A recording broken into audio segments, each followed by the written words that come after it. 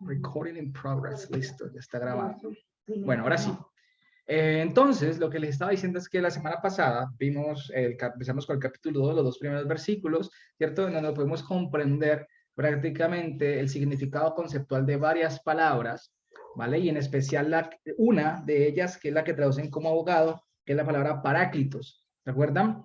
En la cual significa o hace referencia al amigo, ¿cierto? Que es llamado a hablar por el otro, que se encuentra en juicio, especialmente ante un tribunal, ¿no? Como un testigo, por decirlo de esa manera. Y en este caso es Yehoshua HaMashiach, el justo, el Sadik. Recuerdan también que vimos ahí lo que significa la palabra justo, y el justo es el que imparte la justicia para poder justificar, es el que está capacitado en la rama judicial y que conoce todos los derechos, todas las leyes, todas las normas, todo, para que su juicio sea que justo e imparcial, ¿vale? Y asimismo, Mashiach vimos que se presenta como sacerdote y sacrificio, ¿vale? Como el Kippurim, para perdón de nuestros pecados. También lo vimos de esa manera, porque Él es nuestra propiciación, el que removió nuestros pecados, nos concedió la vida eterna para que el día de su venida, en la esperanza de la resurrección, este cuerpo de carne, ¿vale? Sea removido también, esta condición pecaminosa en que nos encontramos día a día, porque pues realmente, de hecho ahorita hablaba con Linda, comentaba un tema de Moisés, y es curioso porque uno tiene que ver esos detalles en la escritura. Y Moisés es un hombre que era pegado al Señor. Era un hombre que era un siervo, dice, siervo como este no hay, siervo fiel, ¿cierto? Y un hombre que estaba cerca de Dios, escuchaba su palabra, obedecía. Pero vemos cómo al final se dejó llevar por la carne. O sea, como dice el dicho, hasta los mejores también erran.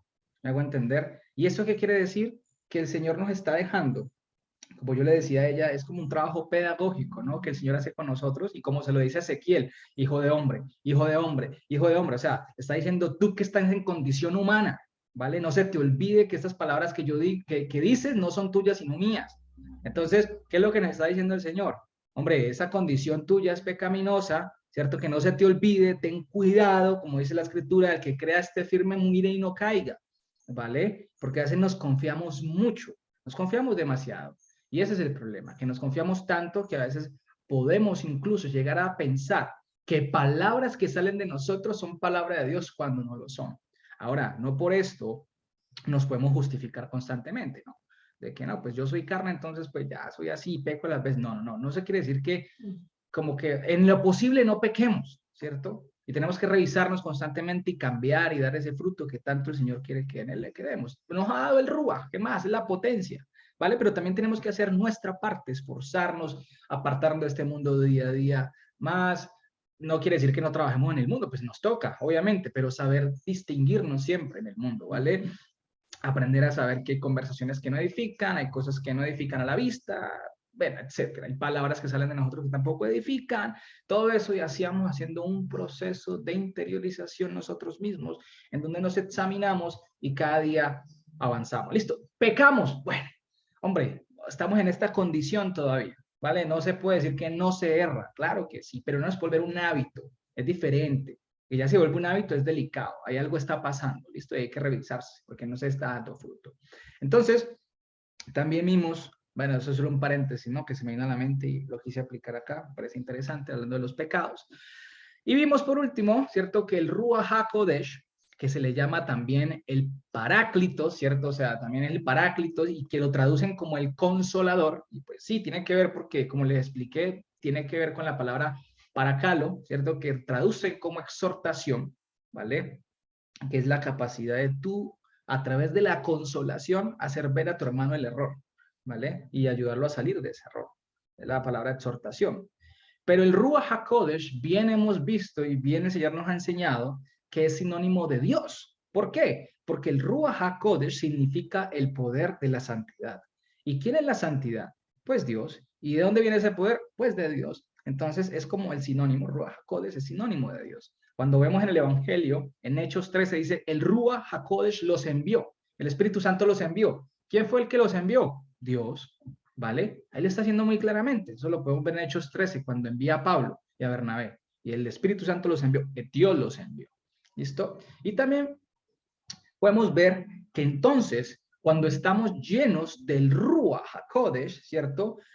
Él mismo se encarga de colocar las palabras correctas a la hora de presentarnos ante el juez de justicia en los momentos de tfilá, que es la oración. ¿Listo? Tfilá, que es la oración, porque estamos hablando ante el tribunal de justicia, que es el Señor.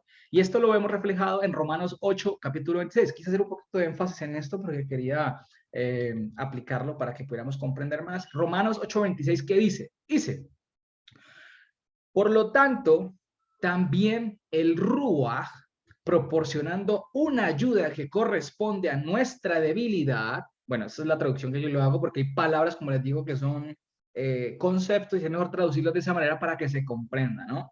Entonces, el Ruach, proporcionando una ayuda que corresponde a nuestra debilidad, o sea, una necesidad real, no cualquier cosa, porque el Ruach no va a pedir banalidades. ¿Listo? Eso es una realidad. El Ruach no va a pedir cosas de la carne. No pide para exactamente, no pide para la carne, sino para las cosas del Ruach. ¿Listo? Exacto, las cosas altas, las cosas del espíritu, pues espirituales, todo esto. Dice, que corresponde a nuestra debilidad, o sea, a nuestra necesidad real, ¿por qué cosas o por cuáles cosas debemos orar como conviene? No las conocemos, ¿cierto? Muchas de ellas, pero el Ruach mismo interviene. ¿Y con qué propósito interviene? Con el fin de darnos un beneficio. Claro. ¿Por qué? Porque con un clamor inexpresivo, ¿cierto? Que hablan ahí que con sonidos indecibles. Resulta que esa palabra que aparece ahí como clamor, ¿vale? Esa palabra clamor es la misma que se utiliza en la Septuaginta, en el libro del Éxodo, cuando dice el Señor a Moisés, he escuchado el clamor de mi pueblo, ¿vale? He escuchado el clamor de mi pueblo. Y posiblemente este es un clamor, ¿vale? Cuando dice con palabras, con sonidos, con gemidos indecibles, se puede referir a unas palabras tan profundas que ni siquiera pueden venir de nosotros mismos, sino que él mismo pone. Pero también puede hacer referencia a expresiones por medio de sonidos, me atrevo a decirlo aquí, como cuando uno llora y se siente compungido y uno se identifica por medio del tono de la voz, por medio del tono, por medio del semblante de alguien, esa persona en qué condición puede estar, ¿no? Entonces hay formas, por ejemplo, uno hace cuando se machuca, cuando uno no grita, pero uno con la cara uno ya hace, y ya uno medio hace una gesticulación con la boca como que ya sabe que le dolió. ¿Me van a entender? Y el Señor literalmente comprende ese tipo de, digamos, de manifestaciones, por decirlo de esa forma, ¿no? Que el mismo Ruach pone en nosotros, ¿vale? Pero no es sonidos indecibles, porque es que de aquí se pegan muchos, infortunadamente, para justificar esas tales lenguas, ¿no? Esas tales lenguas del espíritu, ¿vale? Y por ahí hay en internet anda una chica, infortunadamente, pues, que al parecer para mí, tiene un problema de salud mental y que el enemigo se aprovecha de eso, que supuestamente habla lengua extraterrestre, ¿no? Alienígena. Entonces, que literalmente cuando tú colocas eso, lo que ella habla, al lado de uno de esos pastores, no tiene ninguna diferencia. Es la misma vaina porque ninguno de los dos sabe lo que dice, ¿vale? Entonces ellos mismos se sugestionan. O hasta el mismo Satanás puede colocar cosas en ellos para que digan, literalmente lo puede hacer así. Y los confunde, ¿vale? ¿Y qué dice también Hechos 4:8? Cuando dice, entonces Pedro, lleno del Ruach HaKodesh, les dijo. Claro, cuando Pedro, al ver literalmente esa manifestación del Ruach HaKodesh de Pentecostés, ¿se acuerdan? Que se derramó sobre los discípulos y sobre todo ese poco de gente, que unos estaban burlando, otros estaban asombrados y otros dijeron, eso están borrachos, eso están ebrios. Y entonces dice que Pedro, lleno del Ruach, claro, ahí ya los dones del Ruach se activan en uno, ¿vale? Porque es que nosotros tenemos dones. Hay que pedirle al Señor que nos muestre qué dones tenemos, listo, espirituales, porque es que todavía se ha pensado que los dones es algo que no se debe pedir. ¿Por qué? Porque infortunadamente muchos de nosotros venimos de congregaciones en donde en el cristianismo, muchas veces el cristianismo distorsionado que nos han enseñado, ¿vale?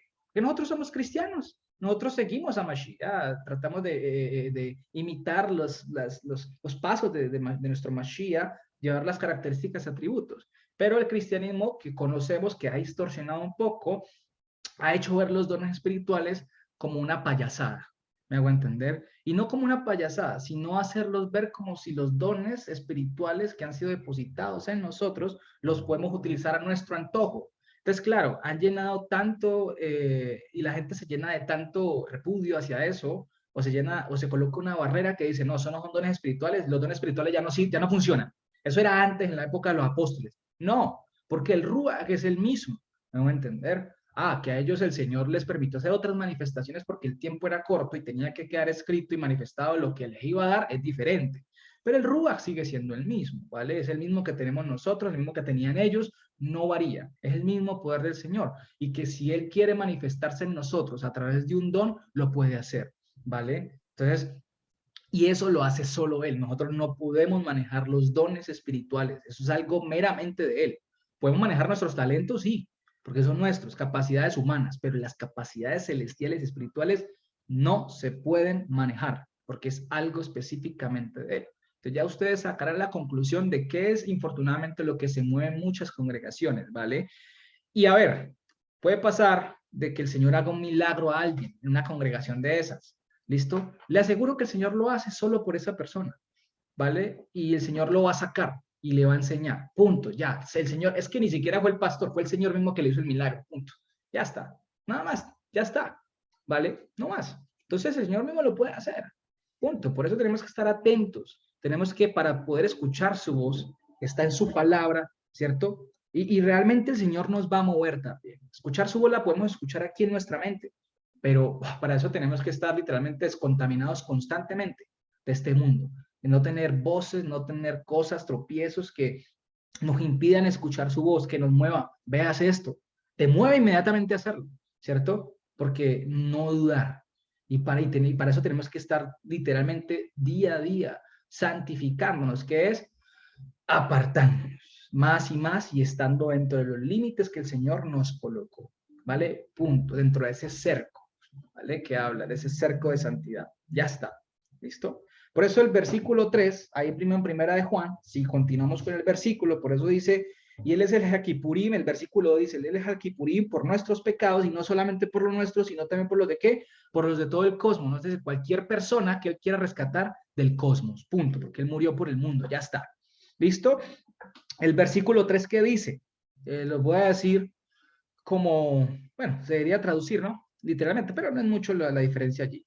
Dice, y en esto sabemos que le conocemos nosotros, si los mandamientos de él vigilamos. ¿Por qué le puse vigilar? Resulta que la palabra shamar, que traducen en hebreo al español como guardar, literalmente hace referencia a vigilar, a estar atento, a poner tus ojos constantemente en algo que te encargaron y te recomendaron.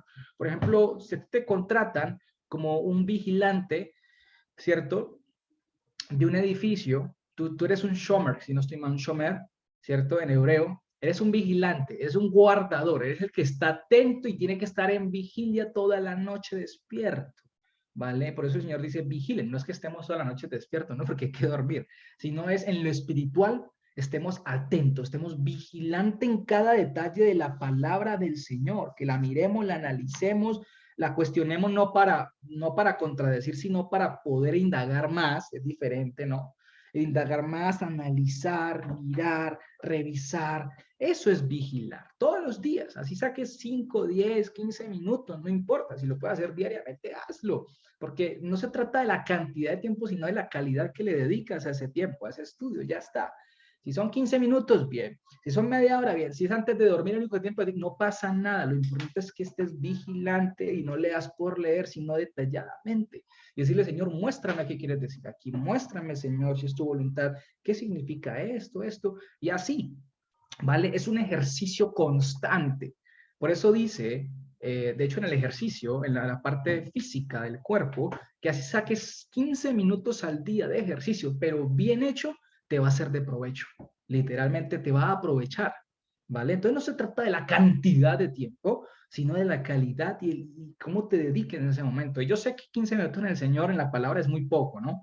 Porque uno le pasa el tiempo estudiando y se le alarga, no ni se da cuenta. Pero lo importante es hacerlo bien. Entonces mira lo que dice.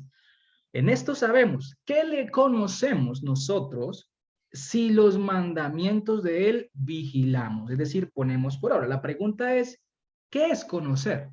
¿Listo? Porque esa es la otra pregunta que nos haríamos nosotros. ¿Qué es conocer? O sea, porque es que conocer dentro de nuestro lenguaje y concepto pueden ser muchas cosas, como el mero hecho de ver algo nomás, ¿vale? Pero conocer implica tener conocimiento o información profunda y con experiencia directa sobre algo, tener un contacto con algo, ¿vale?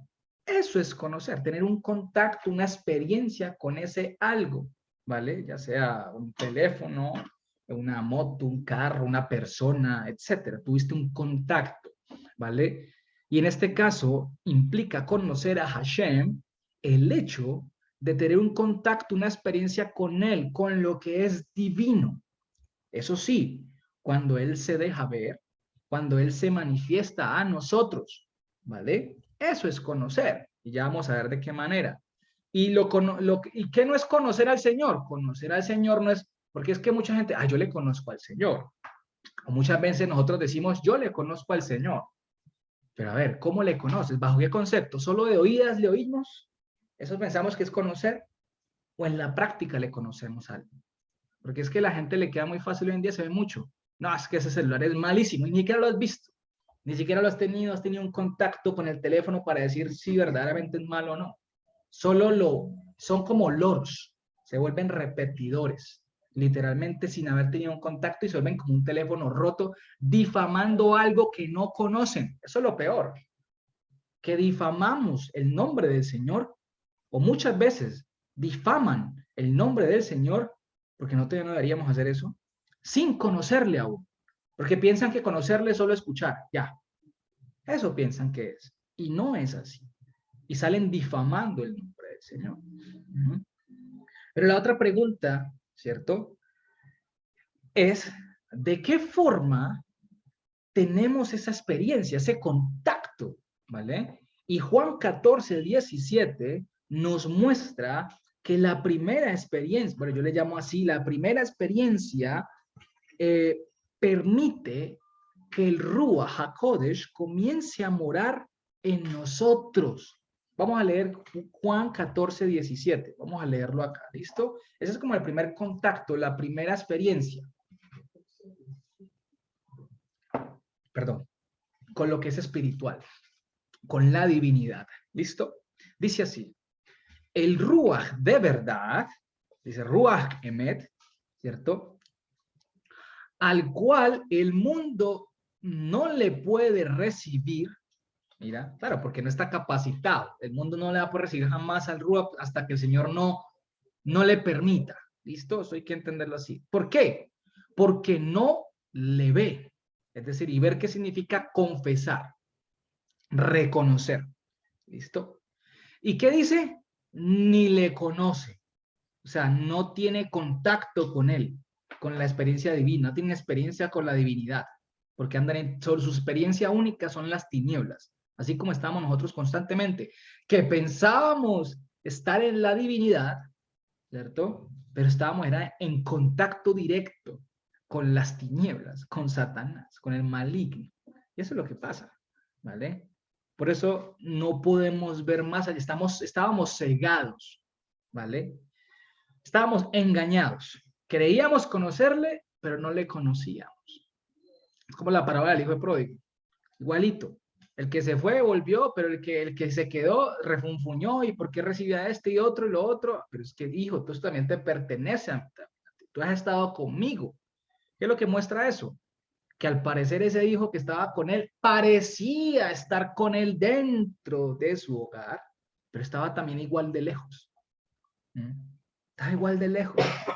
Estaban igual de lejos. No pudo distinguir que el Señor también le había dado a él las cosas. Dice, ¿qué dice el versículo 17? Pero ustedes, ¿qué? Le conocen. Mire la declaración que hace el Señor. Pero ustedes le conocen porque mora en quién? En ustedes. ¿Y qué? Y permanecerá en ustedes. ¿Qué es permanecer? Habitar. Él habita permanentemente en nosotros, como ese sello, esa promesa del Señor. Eso es habitar en nosotros. Y otra pregunta que surge es, ¿Y cómo se evidencia esa manifestación? ¿Listo? Hombre, el mismo capítulo 14 de Juan lo dice ahí mismo en el versículo 23, si nos miremos aquí. Creo que el 23, 22, 23, que dice, y le dijo Judas, ¿cierto? Le dijo Judas, no el Iscariote, Señor, ¿cómo es que te manifestarás a nosotros y no al mundo? ¿Vale? Y respondiendo Yehoshua les dijo, el que me ama a mí, o el que me ama, más bien, mi palabra vigilará, o sea, guardará. ¿Listo? Y el Abba mío, o sea, la fuente mía, le amará. Ya vamos a entender un poquito de eso. Le amará. Y vendremos a él y haremos morada junto a él. Como les he dicho a ustedes, el Ruach HaKodesh es el medio, la manifestación por la cual Yehoshua HaMashiach, quien es Abba, iba a ser morada en nosotros. Por eso él dice, no los dejaré huérfanos. ¿Vale? No nos dejó huérfanos, no nos dejó huérfanos a nosotros. Sigue estando con nosotros, Yehoshua HaMashiach, Dios. Por eso les decía que el Ruach HaKodesh es sinónimo de Dios. Que Dios no puede estar en toda su plenitud en nosotros porque no podríamos soportarlo. Nos fulmina, como les he dicho. Entonces, y si analizamos estos versículos, ¿cierto? Que acabamos de leer, con el versículo 3 que dice Juan, y en esto sabemos que nosotros le conocemos, que si vigilamos y guardamos que sus mandamientos, es decir, ponerlos por obra. Entonces, una de las conclusiones que yo sacaba era que amar a Dios, podríamos decir que es sinónimo de conocerle a Él. Amar es igual a conocer o conocer es igual a amar. ¿Listo? Pero estos se ejecutan en un orden, ¿cierto? Porque Dios nos amó primero, ¿vale? Porque Él nos amó primero. O sea, ¿esto por qué se da? ¿Por qué le amamos y por qué le conocemos? Porque Él nos amó primero. Y no son cosas diferentes, ¿vale? No son cosas diferentes, porque proceden de una misma fuente, quien es Abba. Pero se establece en nosotros por medio de diferentes acciones, un accionar distinto. Y eso lo podemos ver aquí mismo en esta carta de Juan, primera de Juan, en el capítulo 4, podemos ver lo siguiente. ¿Por qué digo que amar es igual que conocer o conocer es igual que amar? Porque mire lo que dice el versículo 7, o sea, primera de Juan capítulo 4, más adelantico, versículo 7, dice, amados, mira, ahí está diciendo los que ya les voy a explicar aquí unas cosas muy interesantes, ¿vale? ¿4 qué? 4:7. Ya les voy a explicar unas cosas bastante interesantes aquí respecto al amor, porque dice, amados, ya vamos a entender por qué nos dice amados.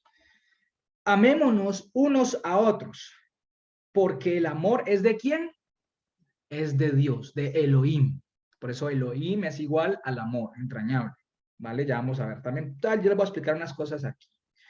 Todo el que ama, dice, todo aquel que ama es que es parido de Dios y conoce a Dios. ¿Listo? Y conoce a Dios. Versículo 8, ¿qué dice? El que no ama no ha conocido a Dios. ¿Qué es conocer? Dice Juan. Guardar sus mandamientos. ¿Listo? Dejémoslo ahí. Y el que no ama no ha conocido a Elohim, porque Elohim es amor. ¿Vale? Ahí está. Elohim, la palabra Theos, que es griega y que traduce en Dios, es la misma palabra Elohim en hebreo. Por eso Elohim es igual que amor. ¿Vale? O la plenitud de la deidad también en muchos casos. Bueno, en todo caso, más bien. Versículo 10 que sigue. En esto consiste el amor. No en que nosotros hayamos amado a Dios, sino en que Él nos amó a nosotros. Y el versículo 19 que dice ahí mismo. Y nosotros le amamos a Él porque Él nos amó primero. ¿Vale? Entonces, con esto podemos concluir que amar es dar un beneficio. ¿Listo? Incluso si esto te llega a costar la vida por tu amigo. Y eso lo habla Juan más adelante, cuando lleguemos al capítulo 3. Incluso que el amigo da la vida, ¿vale? Por el otro. Eso es amar. dar la vida incluso por el otro. Y eso fue lo que hizo Mashiach, dar la vida por nosotros. Y resulta que hay una secuencia, y tenemos que entender esto, esta secuencia que les voy a decir. Hay una secuencia en la que Hashem Elohim, ¿cierto? La justicia, el juicio y el amor procede con su pueblo para ejecutar una elección divina, ¿vale? Lo cual llaman predestinación. Pero esta palabra predestinación ya se los he explicado que se ha mal comprendido, ¿no? No es que preexistiéramos, como le hablamos, no es que ya existíamos y nacimos, no, nada de eso. Es decir, predestinación es escogido, o sea, hacia adelante, ¿cierto? Hacia adelante. Del momento en que el Señor nos llama, hacia adelante comenzamos a caminar en la santidad. ¿Listo? Ah, desde antes de la fundación del mundo, hombre, desde cómo era antes de que Adán y Eva pecaran, ¿cómo era antes? En santidad. Ese es el propósito cuando Dios nos llama. Ya se olvida de nuestro pasado, nos perdona nuestros pecados, echa los pecados al fondo del mar y nunca más vuelve a acordar de ellos. ¿Para qué? Para que a partir del momento en que nos elige, hacia adelante, hacia, lo traducen como hacia atrás, no, es horizo, hacia adelante el horizonte que ha trazado, hacia el camino que él ha trazado hacia adelante, ¿vale? No se acuerde más de las cosas pasadas, ¿vale? Ya está. O sea, no es que uno no se puede olvidar de dónde salió, simplemente ya no te enfoques en aquello de lo cual el Señor te sacó. ¿Listo? Ya está, ¿vale? Entonces, resulta que el proceso que Dios utiliza, ¿vale? Podemos decirlo así, una secuencia para hacer una elección divina se compone primero de la gracia, que la gracia sería así, gen. Oh, bueno, hagámoslo así, que es la gracia, ¿cierto? Resulta que ese es el primer paso, por decirlo de esa manera, ¿no? La gracia, ¿qué es la gracia? La gracia, ¿cierto? Es aquel favor del puro afecto de su voluntad o de la voluntad de Hashem que atraviesa cualquier barrera sin que exista obstáculo alguno ni condiciones para escoger a alguien. Porque cuando él dice yo escojo a alguien, vea, no le importa si es mato, que era Pablo era un asesino. ¿Y acaso fue una barrera para el Señor escogerlo? No, no fue una barrera, lo escogió. Y mire ese hombre todo lo que dejó. El Señor cómo lo utilizó. Ah, le tocó padecer, sí. Pero eso para él no fue nada al final, ya. Porque ahora está reposando, esperando la venida de Mashiach para también ser recompensado conforme a toda su obra aquí en la tierra. ¿Listo? Entonces, mira que esa es la gracia. La gracia es el favor del puro afecto de su voluntad que atraviesa cualquier barrera, condición, etcétera, obstáculo. ¿Listo? Luego se establece o se concreta el vínculo, ¿cierto? Este vínculo a través del rajamín. El rajamín.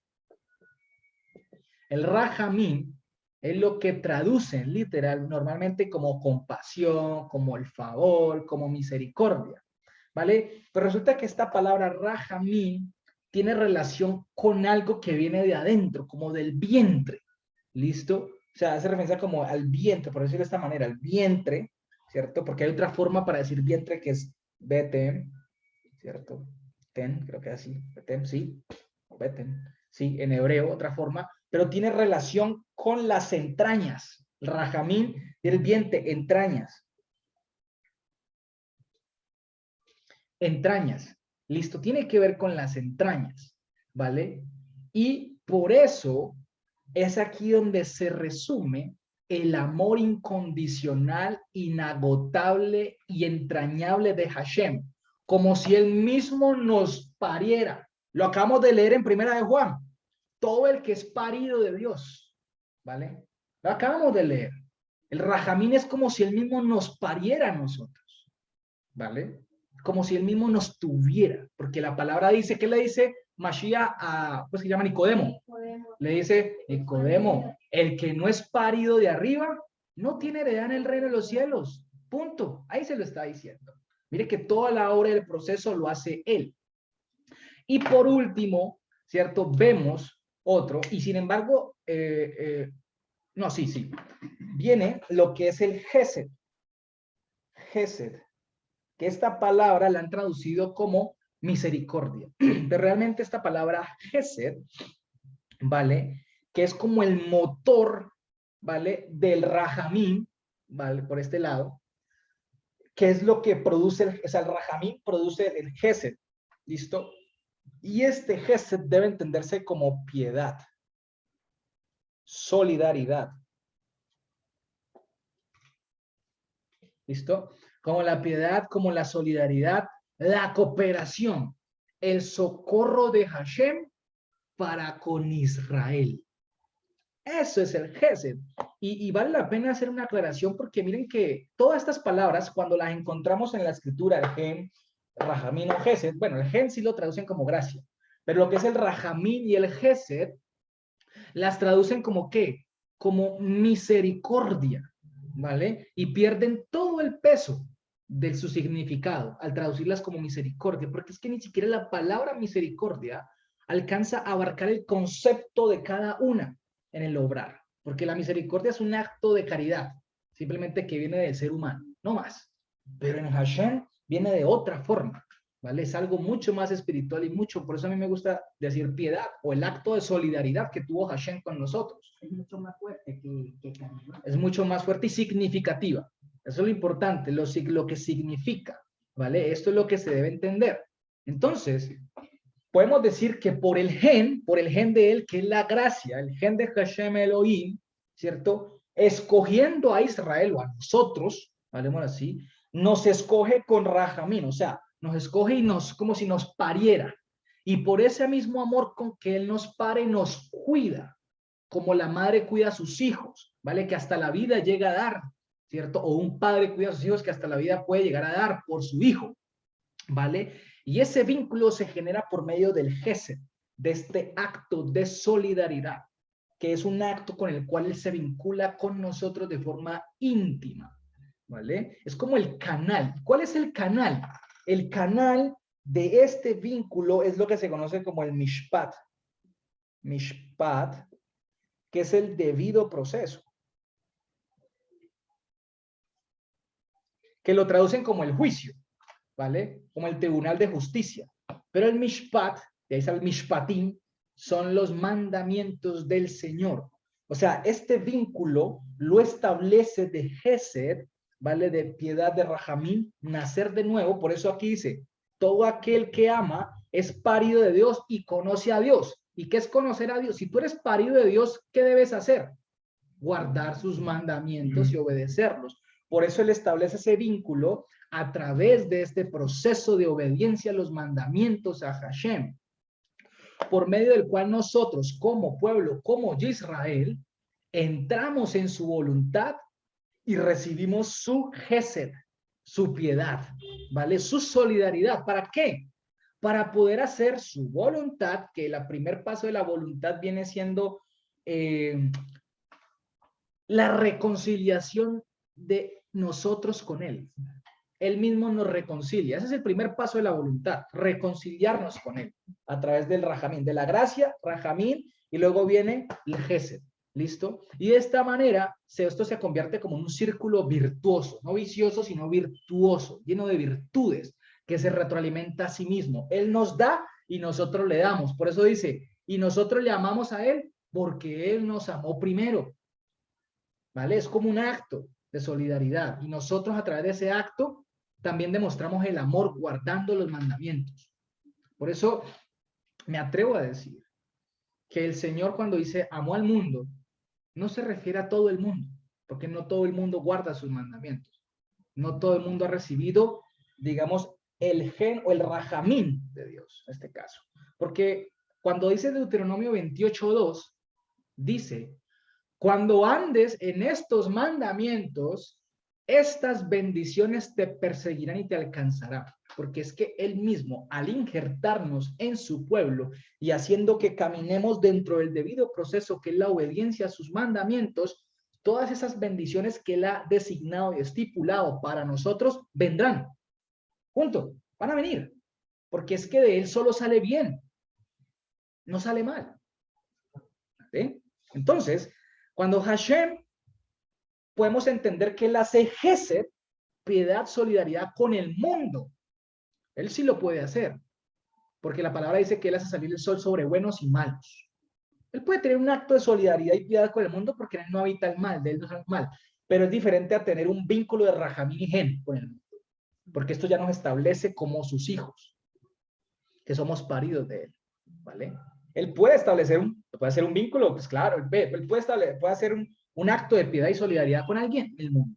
Pero como les explicaba la otra vez, eso no garantiza de que se establezcan estos vínculos, que ya los considera hijos. Pero no todos son injertados. No todos son injertados. Por eso el amor de Dios se manifestó en el mundo. ¿Pero cuál mundo? A los que somos escogidos del mundo, como su pueblo. Por eso dice, los he escogido del mundo, pero ya no son del mundo. Ya no somos del mundo, ¿vale? Claro, si éramos del mundo, ya no somos del mundo, ya no pertenecemos espiritualmente al mundo, a pesar de que estamos en este mundo todavía, pero no pertenecemos espiritualmente y nuestra mente no está cautiva ya a las cosas del mundo, ¿vale? Entonces, realmente el Señor lo puede hacer, pero con nosotros, su pueblo, Israel, sí ejerce este acto de solidaridad a través del Rajamín y el Gen. Es un vínculo mucho más especial, como el de un amor entrañable. ¿De acuerdan? Un amor entrañable, un amor que viene de adentro, como si no nos tuviera. ¿Listo?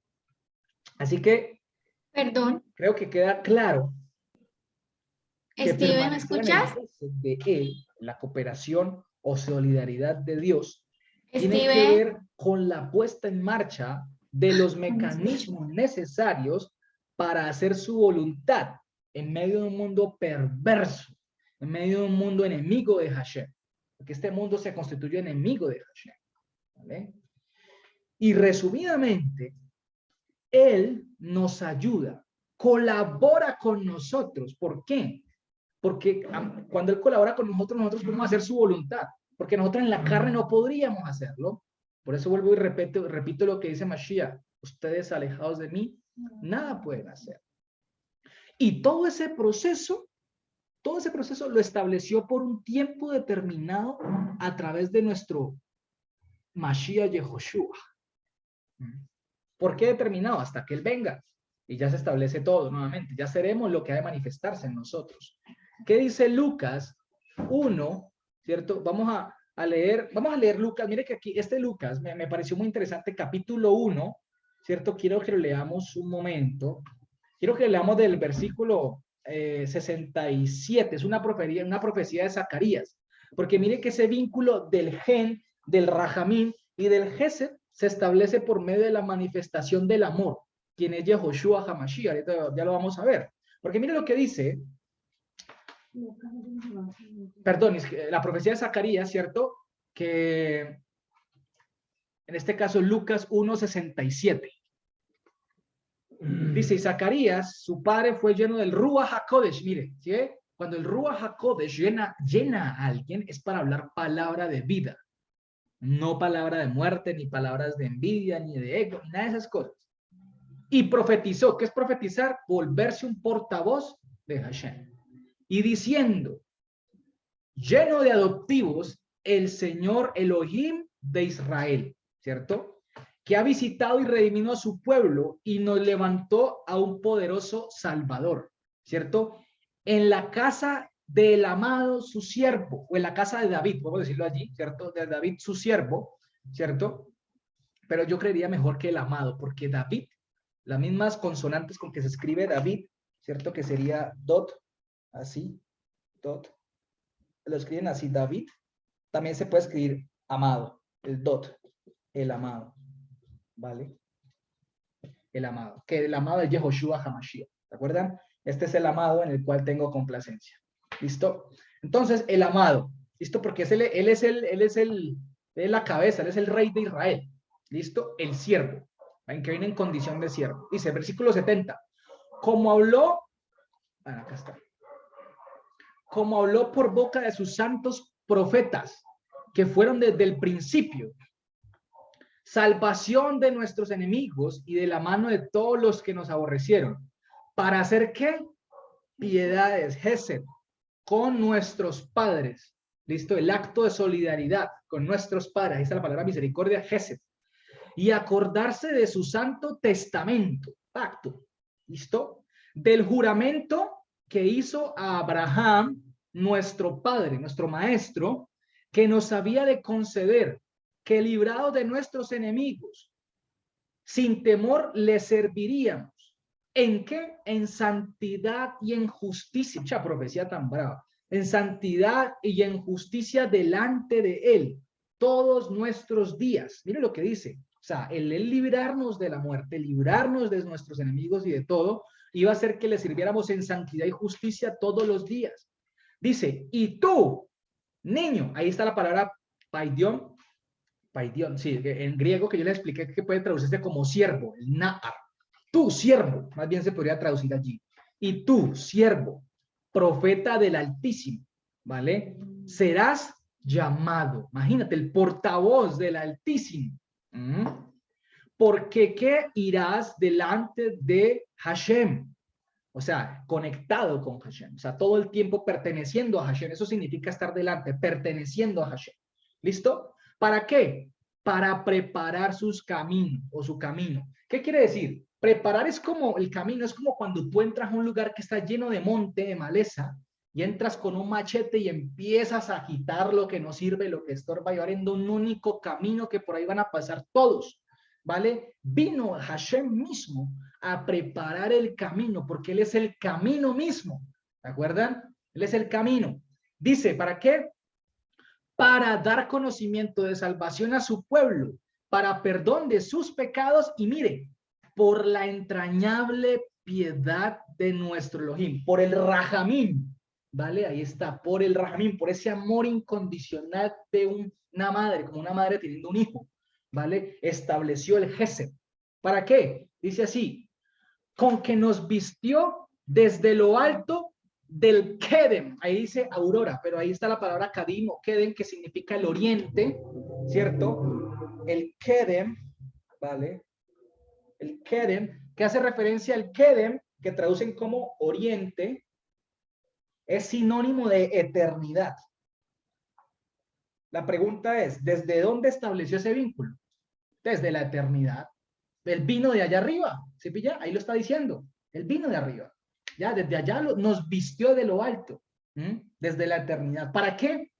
Para dar luz a los que habitan en tinieblas y en sombra de muerte, para encaminar nuestros pies por camino de paz. Oh, una maravilla. Eso es mucha profecía la que literalmente, eso no venía de carne ni de sangre, eso venía del Ruach. Por eso dice, lleno del Ruach. Habló, profetizó. Entonces, claro, por eso conocerle a Dios no es un acto que pueda proceder de la mente humana, ¿vale? Es un proceso que proviene de la divinidad para establecerse con nosotros y para establecernos. Imagínense eso. Por eso, si es el caso de decir conocer a Dios, ¿vale? Porque resulta que ahí vamos otra vez a Primera de Juan, ahí en el capítulo 2, porque dice, si guardamos sus mandamientos, esa partícula sí, ¿vale? Que es una partícula conjuntiva que parece condicional, ¿vale? Es una condición que se efectúa cuando únicamente se está en la acción. O sea, que guardar sus mandamientos significa conocerle. Eso es, sería así al revés, ¿vale? Porque guardamos sus mandamientos, le conocemos. Decirlo de esa manera, ¿vale? Entonces, por eso no se trata solamente de decir de palabra, yo le conozco, sino que si tú dices conocerle, bueno, demuestra, debemos demostrar que le conocemos, porque eso es lo que se llama como exhibir la fidelidad, la educación recibida por Hashem, ¿vale? Eso es exhibir fidelidad. ¿Y qué dice 2 Timoteo 3, 16, 17? 2 Timoteo capítulo 3, versículo 16, 17. ¿Qué dice? Toda escritura es que inspirada por Dios y útil para enseñar, para reprender, para corregir, para instruir en qué? En justicia, en Sedek. ¿A fin de qué? A fin de que el hombre de Dios o la mujer de Dios sea completa. ¿Listo? Sea completa. No le haga falta nada de la justicia. Hacia toda buena obra preparada. Imagínense. Claro, es el que nos capacita. La palabra de Dios es la que nos capacita, la que nos corrige, nos instruye en justicia, es decir, en cómo debemos nosotros proceder dentro de la justicia establecida por Dios. El debido proceso. O endereza nuestros pasos. Endereza nuestros pasos, exactamente. Endereza nuestros pasos. A fin de que el hombre de Dios sea, ¿qué? Completo. ¿Para qué? Para hacer toda buena obra. Porque nosotros sin el Rúa no podríamos hacer su palabra, es imposible. ¿Por qué creen que el mundo no se sujeta a la palabra? Si a nosotros muchas veces nos cuesta todavía sujetarnos, ¿cuánto más al mundo que no tiene el Rúa? Ajá, imagínense. Entonces, ahí podemos analizar la magnitud. Por eso mire que el versículo 4 sigue diciendo, ¿no? El versículo 4 de primera de Juan 2 sigue diciendo, que es como la explicación del versículo 3. Por eso dice, el que dice, le conozco a él y los mandamientos de él no vigila o guarda, es que falso. O sea, un falso es una persona que distorsiona la verdad. ¿Listo? Es falso. Es decir, en él la verdad no está. ¿Y quién es la verdad? Mashiach. ¿Qué quiere decir? Que en él Mashiach no está. ¿Vale? Ya, porque si usted dice, le conozco, ay sí, pero yo me comporto como un gentil y ni siquiera hago el más mínimo esfuerzo por guardar un mandamiento, Mashiach no está en él. Es muy fácil. ¿Vale? Muy claro. Por eso Mashiach siempre nos dejó una herramienta útil para poder identificar a alguien que es falso o quién es de él. Y eso lo vamos a ver más adelante en esta carta, ¿vale? Por sus frutos. Por los frutos. Y esos frutos que no son, los frutos no son personas que tú traigas, los frutos no son capacidades de elocuencia, no, nada de esas cosas. Tus frutos no son capacidades, nada de eso. Son talentos humanos que sí, sirven. Si se colocan al servicio del Señor, funcionan muy bien. Pero esos frutos solo se pueden dar porque provienen de arriba, no más, porque son capacidades espirituales, por decirlo de esa forma, ¿vale? ¿Y qué dice el versículo 5? Dice, pero el que vigila, guarda su palabra, en el ahabá, el amor. Bueno, ese amor lo vamos a tocar después, ahorita no, ¿vale? Porque eso es lo vamos a tocar después en muchos factores. La otra semana, si Dios quiere, tocamos el ahabá. El amor de Elohim, mire que el ahabá, Dios es amor, el amor de Dios, ¿cierto? Elohim, sea que completado, ahí dice perfeccionado, pero no, ahí está la palabra telos, ¿cierto? Que hace referencia a estar completos en él dentro de un proceso en donde nuestra conciencia ha sido limpiada a través de procesos, ¿cierto? Que él establece y que únicamente provienen de él, lo cual nos permite ¿qué? El entendimiento de su palabra para poder ejercerla, es decir, nos descontamina la mente a través de su sacrificio. Eso es lo que llama perfección en la Biblia, es limpieza de la conciencia. Eso es perfección en la Biblia, limpieza de conciencia. ¿Listo? No más. Perfección es limpieza de la conciencia. Punto. No tiene nada más que aportar allí. Bueno, sí, no, perdón, tiene mucho que aportar, sino que lo general es la limpieza de la conciencia. Es porque por eso se llama completado. En él estamos completos, limpios, debemos estar limpios de la conciencia, ¿vale? Dice, en esto conocemos que dentro de él. A ver, resulta que aquí revisando el aparato crítico de la Biblia griega, Stuttgartense, la edición número 28, ¿vale? Estaba revisando y hay dos palabras agregadas, que es verdaderamente y la palabra estamos, estén, ¿cierto? Gesten, lo que es así, creo que sí. Son palabras, alethos o aletheia, que es verdad, que la verdad están agregadas, pero no quitan mucho. Lo que pasa es que las agregan, pero son redundantes, ese es. Porque pues dice, pero el que vigila, porque diría así normal, ¿no? Porque el que vigila o guarda su palabra, en el Ahabá de Elohim se ha completado, punto. No hay que meter verdaderamente, porque verdaderamente es una redundancia. Ya está. Si lo quiere dejar, déjelo. Y si lo quiere quitar, pues quítalo. No pasa nada. Dice, y en esto conocemos que dentro de él, esto lo conocemos estando dentro de él, ¿vale? Pero aquí lo traducen, esto conocemos que estamos dentro de él. Ese estamos, tampoco hace mucho, ¿vale? O sea, si estamos dentro de él, pues porque conocemos todo esto, ¿vale? No más. Entonces, esas palabras son redundantes. ¿Listo? Eso es lo que se les quería manifestar, pero no pasa nada. O sea, no quitan ni aportan mucho al texto, ¿vale?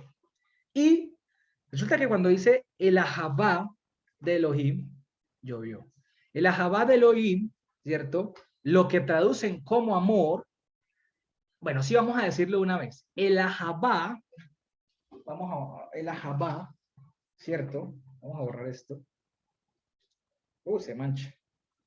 Pero bueno. El Ahabá Ahabá, que traducen como amor, ¿cierto? Es que de hecho ni debería traducirse ni como amor, pero pues nosotros lo entendemos como amor. Lo importante es entender el concepto de lo que es el Ahabá.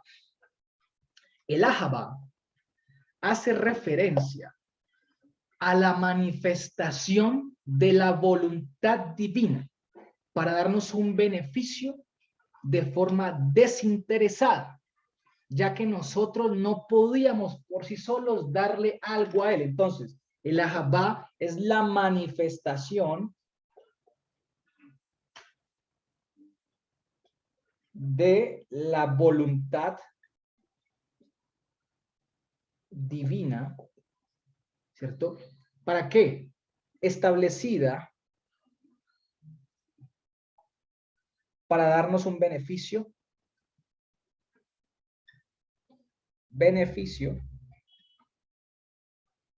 de forma desinteresada.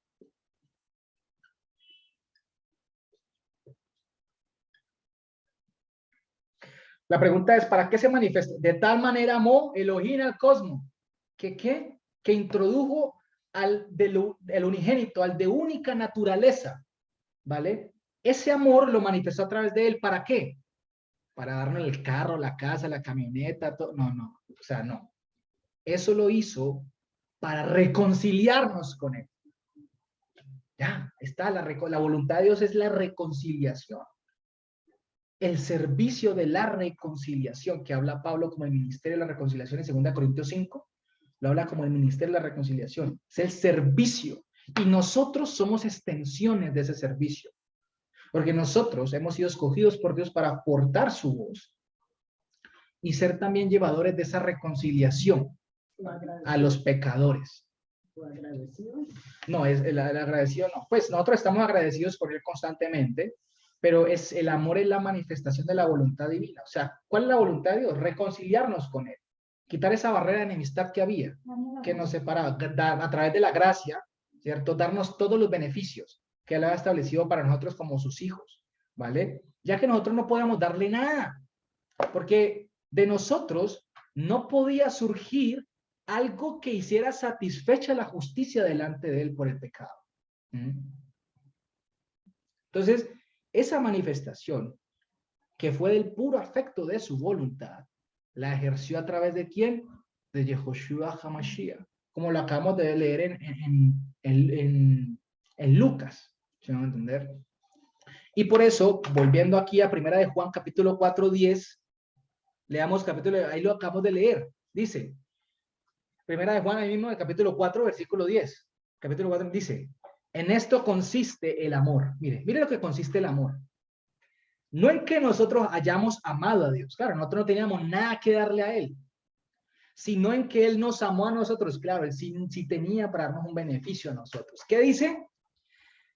Y envió al portador de los atributos de la deidad, que es el Hijo, ya sabemos, ya lo expliqué, en propiciación, como el Kipurín, ¿se acuerdan? Por nuestros pecados.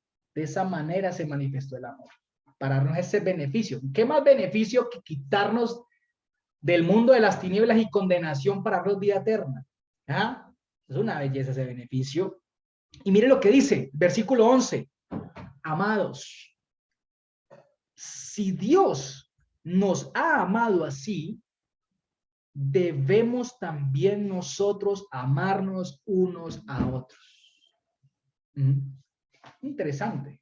O sea, de la misma manera en que Dios nos amó, así nosotros tenemos que amar a los demás de forma desinteresada, buscando el beneficio de los demás. Por eso hablaba, sí, Colinda hablaba de eso, de Moisés, como era un representante de Dios en la tierra, que Moisés era un representante de Dios en la tierra. Y ser un representante de Dios en la tierra es una responsabilidad grandísima y difícil, pero no imposible. Porque cuando tú dices que eres representante de Dios, tienes que comportarte como un digno, como estando a la altura de un hijo de Dios. Esas palabras son fuertes y pesadas, porque tenemos, y eso es duro, porque es que tenemos que estar en la santidad. Y mire que Moisés la embarró. Moisés cometió un error, le pegó a la piedra 2 veces. Y el Señor solo le dijo que le hablara nomás. ¿Ah? Claro, estaba cargado de ese pueblo. Y como decía Joseph en una enseñanza, tal vez el pueblo pensó como que no, pues que este man nos hace sentir mal, hermano. Dios está enojado con nosotros. Es que ya le sacamos la piedra a Moisés. O sea, literalmente, Moisés estaba cargado, era un humano. Estaba anciano también, 120 años casi. Estaba anciano, humano. Se cargó. Claro, estaba en esta condición. ¿Vale? La carne. Y era representante de Dios en la tierra. Y el Señor le dijo, no, Señor, no vas a ver la vas a ver de lejitos. O sea, no le permitió entrar a la promesa terrenal, pero sí a la espiritual, que esa es más importante, diría yo. Esa es la que más importaba, ¿vale? Le permitió la espiritual. Pero eso pasó. Entonces, por eso Santiago dice, o creo que es Pablo, Santiago dice, no se apresuren a hacerse maestros los unos de los otros, porque mayor condenación van a tener. Más se le demandará. Al que mucho se le da, mucho se le demanda. No corramos. No corramos. O sea, si, no haga algo lo que el Señor no lo ha llamado a hacer. Eso es lo que quiere decir. Punto. Ya. Somos no representantes de Dios, pero sí somos hijos de Dios. Y como hijos herederos tenemos que comportarnos como Él, en santidad. Sean santos como yo soy santo. Por eso el versículo 6, ahí mismo en Primera de Juan, capítulo 2, que estamos ahí, el versículo 6 dice, el que dice, en él habita, o sea, el que dice que en él habita, o sea, en quien en Yehoshua, ¿cierto? Asimismo ha de caminar tal como él, ¿quién? Yehoshua caminó. Hijitos, ¿qué dice Pablo en Efesios? Creo que dice, sean imitadores de Dios. Todas las... Exacto, como hijos amados. Ahí está. Sean imitadores de Dios. ¿Y cómo caminó Mashiach? Es la pregunta. Mashiach caminó sujeto a su voluntad y sujeto a su palabra. Es decir, en santidad. O sea, caminó aquí en la tierra, en el mundo, pero no caminó bajo los afanes de este mundo, que es diferente. Por el versículo 7 sigue, ya vamos, con eso vamos terminando. El versículo 7, esto vamos, ya una horita. El versículo 7 dice, hermanos, ahí hay dos opciones. El aparato crítico sugiere leer o hermanos o amados. Amados, ya sabemos que es a quien se le ha dado el favor de la voluntad de la reconciliación por parte de Dios para ser su hijo. Ya, eso es un amado. ¿Listo? Amado. Es un hijo de Dios. Amado o hermanos, ya sabemos que hermanos no se utiliza tampoco como hoy en día, ¿no? Hasta hermano, venga hermano. No, no, no. Hermano era todo aquel que tenía un vínculo de contacto con alguien que era parte del pueblo. No a cualquiera se le decía hermano en esa época. El que hace la voluntad de Dios. Mi hermano y mi madre son aquellos que hacen la voluntad de Dios. O sea, mi familia. Sí, sí, lo dice. Pero lo que quiere decir es mi familia son aquellos que hacen la voluntad de Abba. Punto. Nosotros. Y somos hermanos en él. Por eso todo el mundo no le puede ir hermano. En esa época no lo usaban así, como hoy en día, hermano a todo el mundo, exacto. O amado a todo el mundo, no. No. Entonces dice, amados o hermanos, no un mandamiento nuevo escribo a ustedes, eso ya le puedo explicar, ¿listo? Sino un mandamiento de antes. Bueno, se lo voy a leer como dice la Reina Valera porque aquí también hay unos añadidos, ¿listo? Aquí también hay unos añadidos según el aparato crítico en unos papiros. Dice, hermanos, se lo voy a leer la Reina Valera, no les escribo mandamiento nuevo, sino el mandamiento antiguo que han tenido desde el principio. Este mandamiento antiguo es la palabra que han oído desde el principio. Resulta que perdón, reviso aquí una cosa del aparato crítico, un momentico. Aquí está. Dice aporgis, dice aquí, sí. Aporgis. Ajá, sí, sí. Esa palabra, hay unas que están agregadas allí. Resulta que, si lo leemos como dice el texto griego, diría así. Amados, amados o hermanos, ¿cierto? No un mandamiento nuevo escribo a ustedes, sino un mandamiento de antes, el cual hemos tenido. El mandamiento de antes es la palabra, punto. Así debería quedar el versículo, ¿vale? Porque es escuchado y desde el principio son agregados, son injertados ahí en el texto. Sin embargo, no le quita, no le quita. Antes yo creería que le puede aportar mucho. Yo ahorita le puedo dar un aporte de lo que entendía desde el principio y escuchar, ¿listo?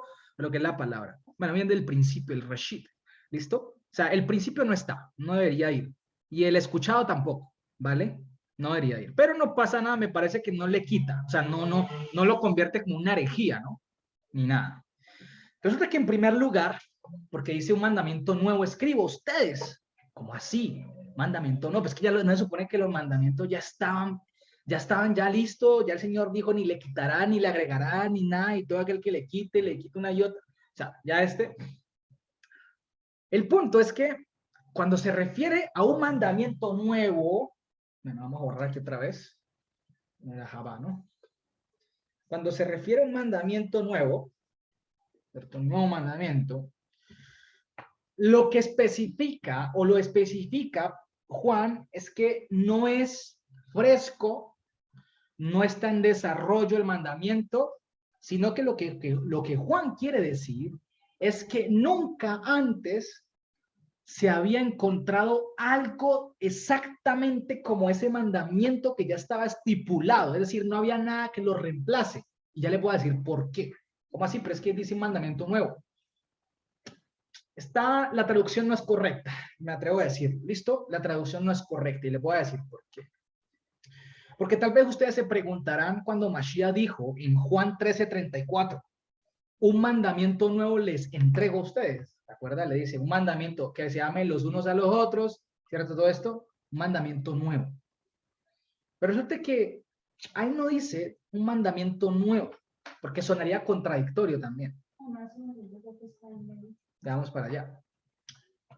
Resulta que esto es el resultado, y esto se ve evidenciado en Jeremías 31:31, ¿cierto? Cuando hablan del Brit Hadashah. ¿Se acuerdan cuando hablan de la Brit Hadashah, del Brit Hadashah, que es el pacto nuevo, ¿cierto? El Brit Hadashah, que lo traducen de una forma no correcta como pacto nuevo o nuevo pacto, pero que resulta que esta expresión, ¿cierto? Algunos, especialmente los de las raíces hebreas, con una buena intención, obviamente, de traducirla y de hacerle ver a la gente que viene de afuera de que el Antiguo Testamento no está desligado del Nuevo Testamento, ¿cierto? Lo traducen como pacto renovado, pero tampoco es renovado, no es pacto renovado. Resulta que Brit Hadashah, ¿cierto? En este caso, si uno lo traduce, diría pacto nuevo. Pero resulta que aquí no dice pacto nuevo, porque aquí entra un tema de gramática, no mucho, ¿cierto? Y resulta que la palabra Hadashah no es un adjetivo, o sea, no es un adjetivo calificativo de este verbo brit, que es testamento. Aquí diría testamento nuevo, ni siquiera pacto, porque no es pacto, es testamento nuevo. ¿Listo? Resulta que esta palabra no funciona como un calificativo o adjetivo, sino como un adverbio de modo, porque hay muchos tipos de adverbios. Y un adverbio de modo es aquella palabra que va dentro de una oración para explicar un suceso más adelante. Entonces, esto debería traducirse así: testamento, coma, de nuevo. Como cuando yo digo, hermano, les voy a repetir de nuevo esto que ya está escrito. ¿No me entendieron de esta manera? Entonces lo van a entender de esta forma. Resulta que lo que quiere decir es esto: ámense los unos a los otros, pero yo les digo a ustedes esto, o sea, se los explica mucho mejor. Por eso no es pacto nuevo o pacto renovado, sino un testamento de nuevo. O sea, de nuevo exacto, vino nuevamente Mashiach, pero ya de otra forma, y esto implica, de nuevo, implica una mejora, ¿vale? Una mejora, o sea, iba a explicar, una mejora es explicar algo más profundo o hacer una obra mucho más profunda sobre lo que ya está hecho, ¿vale? No es que lo quite, porque por esa mala traducción, dicen que ya lo viejo se abolió y lo no, está mal traducido. Debería ser un pacto, bueno, un testamento, coma, de nuevo. Una transformación mucho más. No transformación, una mejora. ¿cierto? Porque transformación ya significa quitar algo totalmente y hacer algo como, o sea, diferente a lo otro. Eso, no es diferente, es como darle una mejora para que se entienda, acomodar algo mejor, acomodar algo, pero dentro de lo que ya está hecho, no lo va a quitar. ¿Me hago entender? ¿Para qué? Porque de esta manera se puede entender mucho mejor las cosas. Por eso el versículo, literalmente, el versículo que estábamos leyendo ahorita de Juan, cuando dice que Mashiach un testamento nuevo les doy, no, es un testamento de nuevo. Dice entolen kenen, es lo que dice en griego, entolen kenen, literalmente, un testamento de nuevo. Y saben que esa expresión que utiliza Mashiach en Juan 13:34, es la misma que utiliza Juan ahorita en el versículo 8. Es la misma. No, testamento. Un testamento. Este no, Brit es testamento. Pero, perdón, un mandamiento. Entolen kenen. Un mandamiento de nuevo, les digo. O sea, de nuevo les voy a decir el mandamiento que ya está escrito. ¿Listo? Eso es lo que está diciendo Mashiach, lo que está diciendo Juan. De nuevo les voy a escribir un mandamiento que está escrito. ¿Listo? Y resulta que podemos literalmente interpretar que Juan está diciendo que este mandamiento que hemos escuchado, que hemos visto de quien lo dio, quien es Yehoshua HaMashiach, el cual es el Reshit, el cual es el Logos, la palabra, o sea, el Memra, que es la expresión corpórea de él, ¿cierto? Y ese amor se ve desde Génesis 1:1, cuando dice Bereshit bara Elohim. Es decir, con el Reshit, el amor, que es Elohim, organizó los cielos y la tierra. En amor nos hizo, o sea, nos organizó, perdón, y nos preparó, y en amor nos rescató. ¿Vale? Entonces, por eso yo quería aportarle, pues ya que dice el principio, que es la palabra que está agregada, si la dejamos no pasa nada, no quita nada si la comprendemos desde esa perspectiva, ¿listo? No aporta, o sea, sí puede aportar un poquito más bien, ¿vale? Pero si la quitan no pasa nada, y no debería ser del principio ni escuchar, ¿listo? Ya está. Resulta que el versículo 8, conforme a esto lo que estamos diciendo, aquí sí está repitiendo exactamente lo que Mashiach dijo en Juan 13:30, la misma expresión. Mire lo que dice. El versículo 8 dice, vuelvo a escribirle a ustedes un mandamiento de nuevo. O sea, voy a repetírselo nuevamente. ¿Listo? Eso es lo que quiere decir. Que es verdadero en él. Y ustedes, porque las tinieblas van pasando y la luz verdadera alumbra. ¿Y de cuál mandamiento está hablando? Levítico 19:18 creo que es, que dice, ama a tu prójimo como a ti mismo, pero es un versículo que está mal interpretado y mal traducido, ¿vale? Porque no debería verse así, y no lo voy a explicar ahorita, lo voy a explicar la otra semana porque ya se nos alarga mucho el tiempo y literalmente por amor a los hermanos que van a ver el video no aguanta alargarse tanto también porque no es pedagógico, ¿vale?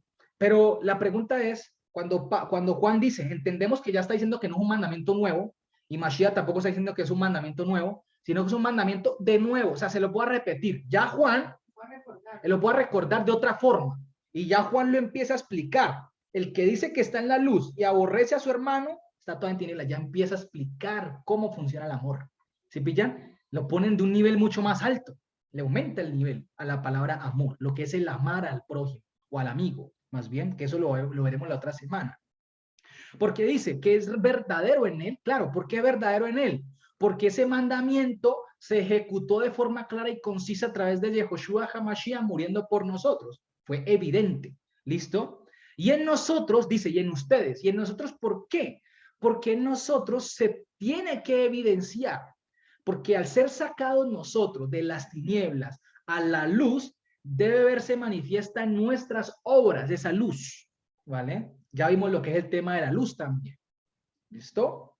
Pero vamos a dejar hasta aquí, y esto porque ya nos alargamos mucho y no vale la pena, en el sentido de que, pues, por lo que ya les dije de los hermanos, y la otra semana, si Dios quiere, y si no nos permite la vida, vamos a tocar un tema con más detalle de la explicación de lo que quiere quedar con Levítico 19 Y con Efesios también, que Pablo habla de hijos de la luz, compórtense como hijos de la luz, muy interesante eso que habla Pablo allí, porque literalmente si lo seguimos leyendo hasta el 10, el que dice que está en la luz y rechaza a su hermano, vamos a mirar de qué forma, ¿cierto? Eso, está todavía en tinieblas, pero el que ama a su hermano permanece en la luz y en él no hay tropiezo. Ahí está, o sea, ya empieza a explicar qué es el amor, porque al parecer estaba quedando muy subjetivo el pensamiento humano. Y eso es lo que dice Mashiach en Juan 13 también, creo que se lo dice acá, vamos a leerlo rápidamente. Juan 13:34. Exacto, exactamente, exacto, o sea, si ya está todo está escrito en la palabra, el Señor ya dejó escrito, los apóstoles no vinieron a agregar mandamientos ni a quitar mandamientos, vinieron a hablar sobre y a establecer sobre lo que ya estaba escrito. Ni siquiera Mashiach se atrevió a tanto, ¿vale? Porque es que dicen, porque es que ese versículo muchos también se pegan, no, pues que era Dios y él puede agregar y quitar, no, es que él no es infiel a su palabra, él ya dio la Torá, ya la Torá estaba dada, dice, no he venido a abolirla, sino a completarla, a llenarla, ¿vale? Por eso dice, un mandamiento de nuevo les doy, o sea, se lo voy a repetir nuevamente y se lo voy a explicar, ¿qué dice? Que se amen unos a otros, como yo los he amado, eso lo dice Juan, lo leímos ahorita en Juan 4, primera Juan 4, que también se amen unos a otros y en esto conocerán todos que son, ¿qué? Mis discípulos, si tuvieren amor los unos por los otros. Increíble eso. Y justo viene hablando de la traición de Judas. Entonces, ahí ya vemos el hecho. ¿Listo, familia? Eso ha sido todo por el día de hoy. Bendito el Señor que nos ha permitido. Por aquí veo que... el Rajamín, dice Natalia que lo repita. El Rajamín, bueno, no sé si lo pudiste comprender, Nata, pero el Rajamín hace referencia a ese vínculo establecido, ¿cierto? Del puro afecto de su voluntad, de un amor entrañable, como si literalmente nos pariera, ¿vale? Como una madre padre un hijo. Eso es, padre un hijo, perdón. Eso es el Rajamín, ¿vale? Y ese Rajamín se vincula o se establece con el Gesed, con todo lo que viene de la solidaridad de él, ¿vale? Eso es. Entonces, bueno, familia, eso es todo. Muchísimas gracias por estar aquí pendientes, por estar atentos. Bendito el Señor por este tiempo y los que van a ver a futuro esta enseñanza, ¿vale? Me despido. Shabbat Shalom, que estén muy bien.